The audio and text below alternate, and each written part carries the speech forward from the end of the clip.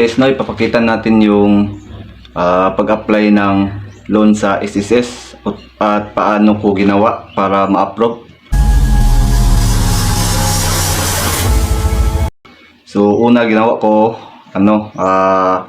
pumunta ako sa Google, search natin yung sss.gov, SSS, yon, ito, login, tapos login tayo, tapos lagay natin yung account, teka lang lagay natin yung account natin.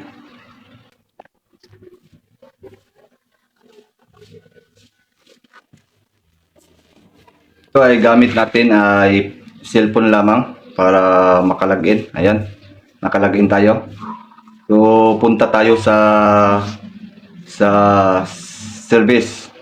Ayan, services. Ayan. Dapat muna mag-apply ng disbursement o bangko at ATM para doon na lang yung mapupunta yung loan mo. Ito, apply disbursement, apply tayo. Ayan, disbursement account, enrollment. Ayan.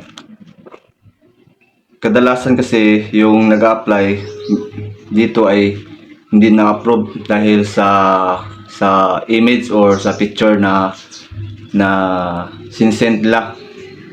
Dapat kasi maliit yung anong tawag doon, capacity ba yun or sizes ng image. Sa certify, tapos proceed. Dito ginamit ko dito, ito ay yung ginamit ko na account, ito ay sample lamang para may video tayo. So sa sample bank natin, gamitin natin bank natin, select bank, account, select. Dito yung ATM card, account number, name. Sa akin ginamit ko yung payslip yung deposit slip, validated, yung valid talaga. So pwede gamitin yung online mobile banking. Ituturo natin yung paano i-reduce yung picture natin. Ayan, minimum size 3 MB, dapat JPG, PDF lang yung picture na size.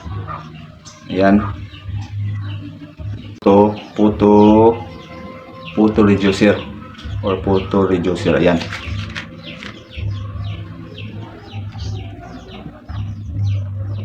ito reduce image. Ayan, JPG, input natin. Ayan.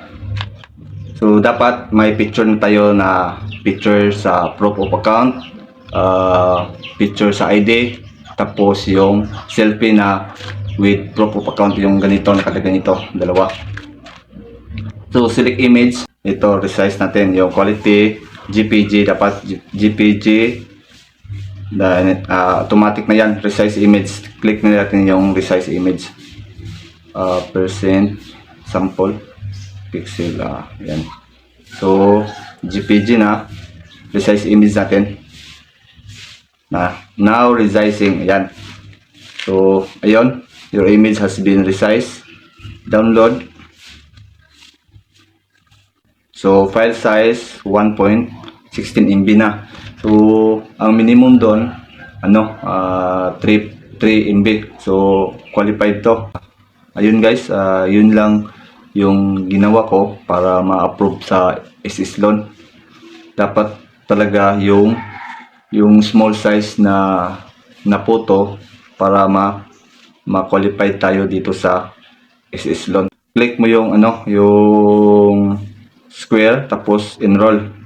Hintay na lang tayo maghihintay na lang kayo sa sa email ng approval sa disbursement. Kung approve na kayo, punta kayo sa loan. Dito sa loan, punta kayo dito sa loan. Dito naman kayo mag-click o amount ng magkanong amount ba para sa loan mo. Okay. Dito kayong punta sa loan kung magkano ba yung malulon mong pera. Ayun. Yun lang guys yung masishare natin. Itong video na to ay hindi tayo expert. Sinishare ko lang sa inyo para may guide kayo kung paano mag-loan ng SSS. So ayan, maraming salamat.